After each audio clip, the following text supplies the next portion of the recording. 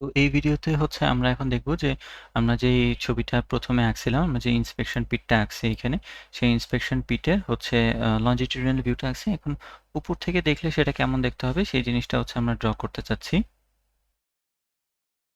তাহলে প্রথমত আমরা যেহেতু এঁকে ফেলছি এই জিনিসটাকে, এখন এই উপরে আমাদের হচ্ছে এই জিনিসটা আঁকতে হবে এবং এটা আমাদের কঠিন কিছু হবে না। এখানে যে লেন্থটা আমরা ইউজ করছিলাম, খুব সম্ভবত আমার এখন মনে পড়তেছে না, খুব সম্ভবত এটা 44 ইঞ্চি ছিল। সেই 44 ইঞ্চিটা এখানে ব্যবহার করতে হবে। 10 হচ্ছে কত ছিল, 6 দুই পাশে, আর এখানে 10 আর 10 মানে হচ্ছে 16, আর হচ্ছে 2 ইঞ্চি, হ্যাঁ 24 আর 16, ভুলে গেছি। আচ্ছা যাই হোক, তো এটা আর কি আঁকতে হবে আমাদেরকে, সেটা এঁকে দেখবো। 44 ইঞ্চি মেবি এই বরাবর ছিল। আচ্ছা দেখতেছি, সমস্যা নাই। আচ্ছা তাহলে আমরা শুরু করি। আমরা যে কাজটা করব, আমরা হচ্ছে এইটার উপর থেকে শুরু করব। যেহেতু আমরা এই পয়েন্টটাকে মূল বিন্দু ধরে নিয়েছিলাম আমাদের একদম হিসাবের সুবিধার জন্য, আমরা এই বিন্দুটাকে মূল বিন্দু ধরে কাজ শুরু করছিলাম ইনসেপশন পিটের। তাহলে ইন্সপেকশন পিটের, তাহলে সেই কারণে আমাদের যদি উপরের দিকে যাই আমরা, তাহলে এইটার যে কোঅর্ডিনেট গুলো হবে, এই যে সবুজ রেখাটা দেখা যাচ্ছে সেটা কিন্তু হবে 0 ওয়াই বিন্দু, অর্থাৎ 0 ওয়াইতে আমরা শুরু করতে পারি। তাহলে আমরা যে ফার্স্ট ইনিশিয়াল যে লাইনটা নেব সেটা মোটামুটি 4 ফুট উপর থেকে কাজ শুরু করলেই হবে। এখানে যেহেতু এক্সট্রা 2 ফুট ছিল তাহলে আর একটু বেশি নেই, আমরা 6 ফুট উপর থেকে কাজ শুরু করি। তাহলে লাইন নিলাম, প্রথম কোঅর্ডিনেটটা হবে 0 এবং পরের কোঅর্ডিনেট কমা দিয়ে আমরা লিখতে পারি হচ্ছে 6 ফুট। তাহলে 6, তারপর অ্যাপোস্ট্রফি এস, অ্যাপোস্ট্রফি আর কি, তারপর 6 ফুট হয়ে গেল। তারপর এখান থেকে আমাদের এখন কাজ শুরু। এবং আমি যেটা বলছিলাম যে আমাদেরকে এটা কতখানি হতে হবে, প্রথমত 3 ইঞ্চি, 10 ইঞ্চি 13, আর 2 ফুট মানে হচ্ছে 24, তার 24 আর 13 হচ্ছে কত, 27, 37, সাথে আরো 10 মানে 47, আরো 3 50, এদিকে হচ্ছে 50 ইঞ্চি উপরের দিকে উঠছে।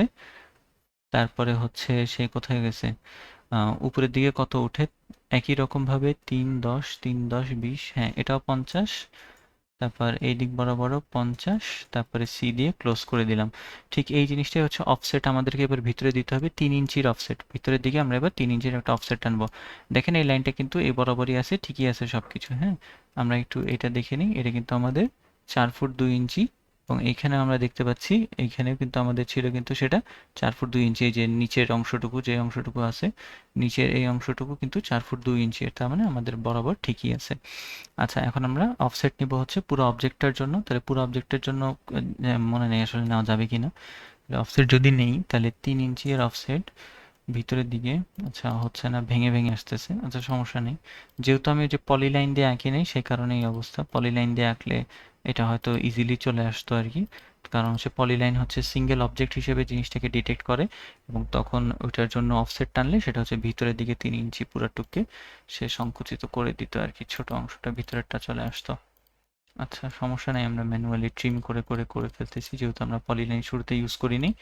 তো আপনারা জেনে নিলে এখন পলিলাইন ইউজ করে কাজটা করা যেতে পারে। এরপরে 10 ইঞ্চি ভিতরের দিকে আরেকটা বর্গক্ষেত্র রাখতে হবে। তো এইটার ক্ষেত্রে আসলে এবার আসলে লাগতেইছে, এটাকে পলিলাইন বানানো তো পসিবল না, তো এটাকে ধরে এটাকে কন্ট্রোল জি চাপলে খুব সম্ভবত, আচ্ছা না এটা গ্রিডের কাজ করে, এটাকে কেমনে জানি ইয়া করে ইউনিফর্ম অবজেক্ট হিসেবে বানায়।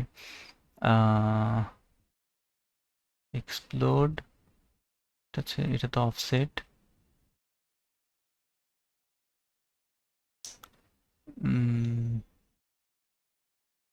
লিনিয়ার লিডার টেবিল, ভুলেই গেছি। আচ্ছা দেখি অফসেট নিয়ে দেখি কি করে।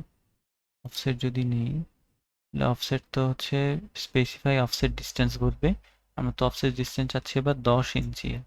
তাহলে 10 ইঞ্চি যদি নেই তাহলে তো তো একই ঝামেলা থাকলো, ধ্যাৎ, লাভ হলো না। আচ্ছা সমস্যা নেই, যেহেতু পলিলাইন নেই আমি তো খেয়াল করি নাই আর কি জিনিসটা।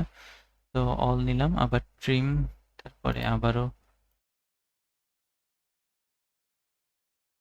ট্রিম করি, তারপরে নিচের অংশটা ট্রিম। আর আমার এমন সময় লাগার অন্যতম কারণ হইতেছে যে ল্যাগ করতেছে পিসি। ওকে, এটা হয়ে গেল, এটা আমাদের জিনিস তৈরি হয়ে গেছে। এবং এইখানে এর ভিতরে দেখেন আমরা কিন্তু একটা জিনিস পাইছিলাম, যে এই জিনিসটা যেটা ছিল, এই যে ঢাকনাটা, এটা কিন্তু ছিল ম্যানহোলের ঢাকনা, অর্থাৎ এটা ঠিক উপরে এই মাঝ বরাবর হবে। এবং এটার ডায়ামিটার আমাদের কোশ্চেনে দেওয়া ছিল, ডায়ামিটারটা ছিল হচ্ছে 18 ইঞ্চির। 18 ইঞ্চি যদি ডায়ামিটার হয় তাহলে এখান থেকে আগে আমাকে সেন্টারটা ক্যালকুলেট করতে হবে। তাহলে এই অবজেক্টের জন্য আগে সেন্টার ডিফাইন করতে হবে আমাকে। আচ্ছা তাহলে সেন্টারের জন্য আমরা সেন্টার না ট্রাই করি, আমরা নিব হচ্ছে একটা সার্কেল।